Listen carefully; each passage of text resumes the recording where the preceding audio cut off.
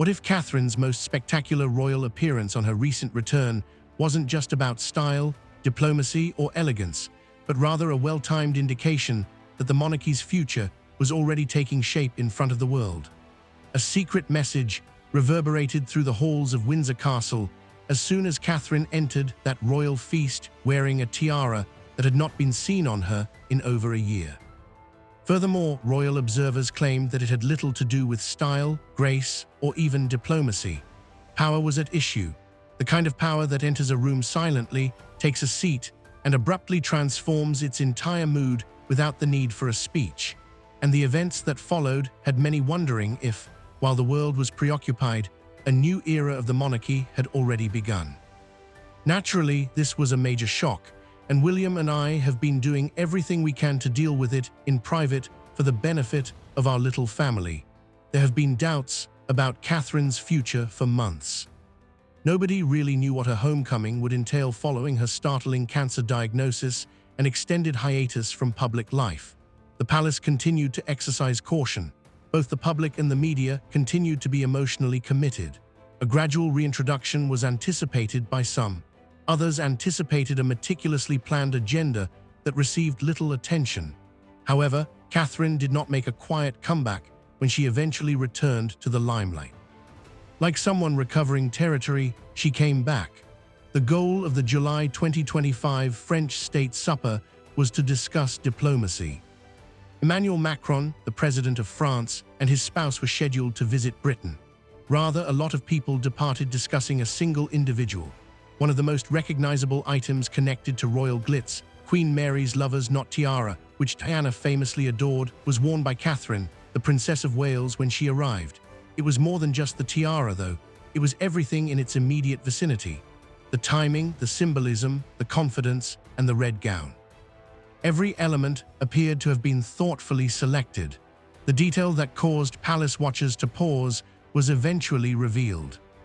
The royal family order of King Charles III was pinned above her sash, not merely an ornament, not simply another piece of royal jewelry. This was a private matter, directly given out by the monarch.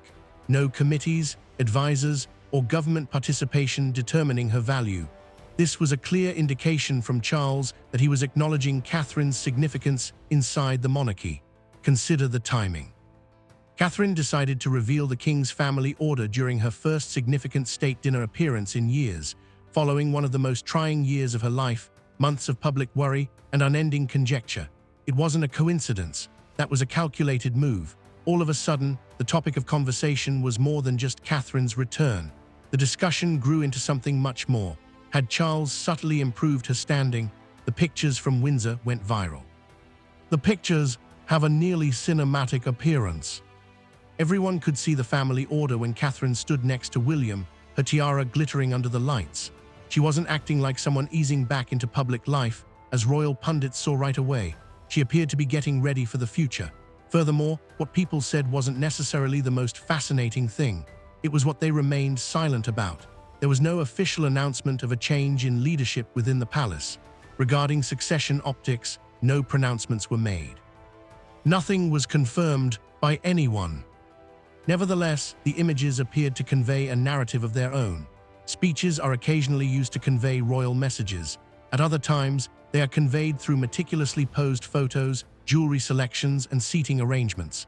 When Trooping the Color arrived, the situation grew even more intriguing. The balcony appearances, the horses, and the clothing attracted the majority of attention. However, those who were closely observing saw something quite different: Catherine's role. On the main day, she was seated next to Queen Camilla and King Charles.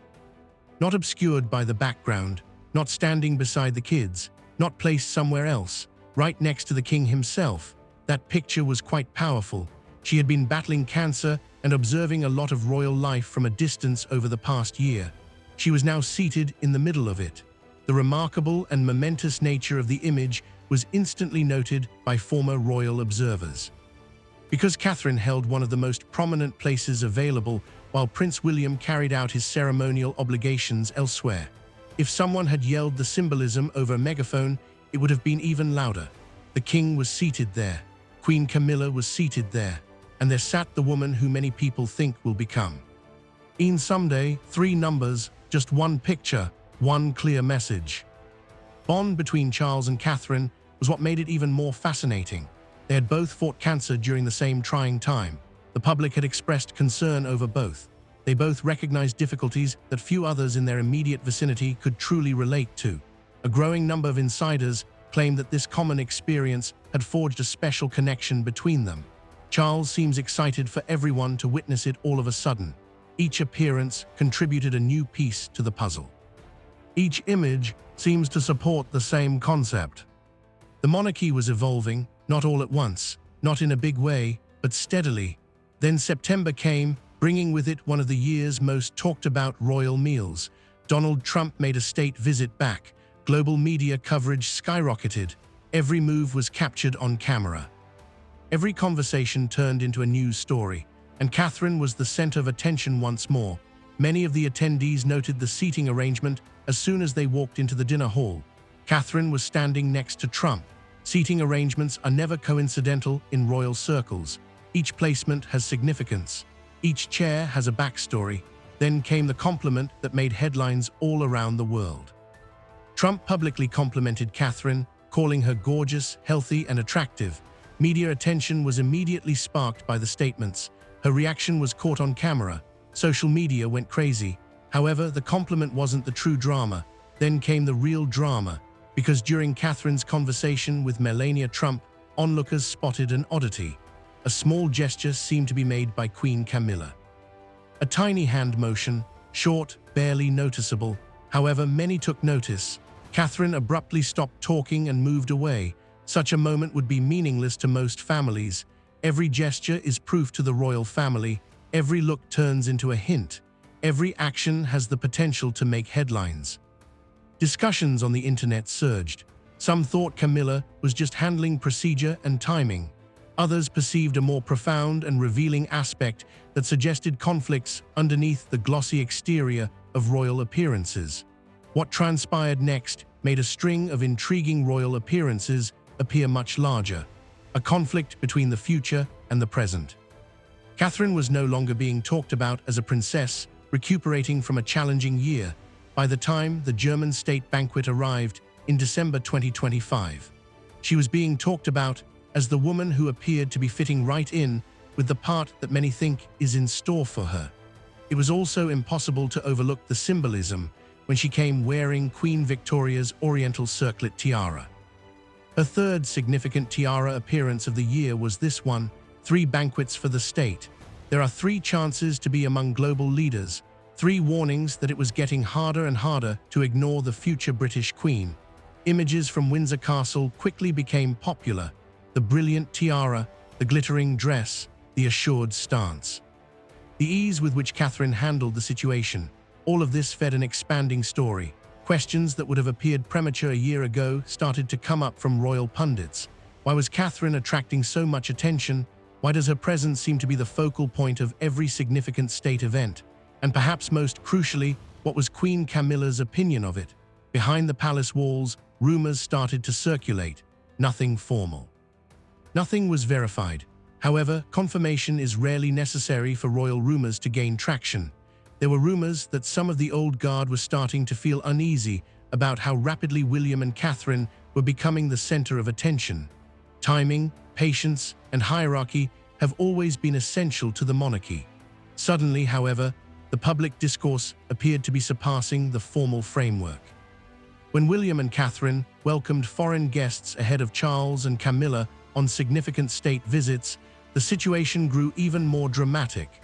These were ceremonial obligations on paper. In reality, they produced striking pictures. Each time you shake hands, each picture, each time you enter a palace or airport reaffirmed the same visual message. The Waleses began to resemble a royal team getting ready to take the kingdom. The headlines that really startled onlookers then appeared. "Arise, Queen Kate." These words were published in a reputable newspaper rather than a fringe gossip magazine. Suddenly, a term that many believed belonged in the future was being debated candidly in the present. Palace observers recognized the significance right away. The reigning monarch is still Queen Camilla. However, the woman who was supposed to one day wear the crown was receiving more and more media attention. There was nothing more spectacular about the timing. Catherine wasn't avoiding her public duties after overcoming one of the hardest times in her life. She was making them larger. Event after event, one appearance after another, she appeared more powerful, self-assured, and noticeable than before. Her tenacity was noted by royal historians. Her discipline was commended by observers. In response, the public expressed admiration. Her increasing power was further enhanced by each favorable headline. According to rumors, Queen Camilla felt overshadowed at times. The perception itself became a part of the narrative, regardless of how fair it was. Cameras seemed to be drawn to Catherine during certain events. Discussions on social media centered on Catherine. Catherine made news around the world. There was more enthusiasm for the future than for the present, and that inevitably led to friction, not always animosity, not a direct confrontation. However, when one era starts to fade and another begins to take shape, a natural tension arises. The Christmas season then arrived. Catherine's Together at Christmas concert was not attended by King Charles and Queen Camilla. Giving her the limelight was stressed in official explanations. However, royal observers had a different view on the absence. They saw it as just another indication that Catherine was no longer in need of powerful people standing by her side to affirm her position. She was capable of handling a significant royal occasion by herself, and that might be the most significant discovery of all. A hand gesture was never the real story. A seating chart was never the issue. It never had anything to do with a tiara. The true narrative concerned change, a monarchy that is gradually changing in front of everyone, a monarch putting faith in the woman who will eventually occupy the throne next to his son, a princess becoming a future queen, and a queen consort who understands that history only goes one way. Moving ahead might not have been Camilla's most unexpected action. Maybe it was taking a step back, not in a big way, not in public, but discreetly letting the spotlight move to where the monarchy increasingly needed it, because the speeches and official pronouncements might not be remembered by historians when they eventually reflect on this time. They might recall the pictures, dinners held by the state, the configuration of the seats, the small motions. Even though they seemed insignificant at the time, these moments had deep significance. If anything, those moments showed that the monarchy was already getting ready for its next phase. The heads of the crown have not changed. The succession plan is still the same. However, the center of gravity seems to be changing silently, slowly, and nearly imperceptibly. However, the message is more difficult to ignore with each royal appearance, state banquet, and well-observed public event. The future is no longer in the far off. It is already moving through the corridors of the palace. And based on everything that transpired in 2025, it appears that everyone in the royal family is aware of it. How far this change has already progressed behind closed doors is the sole unanswered question. And when the future does come, what will happen?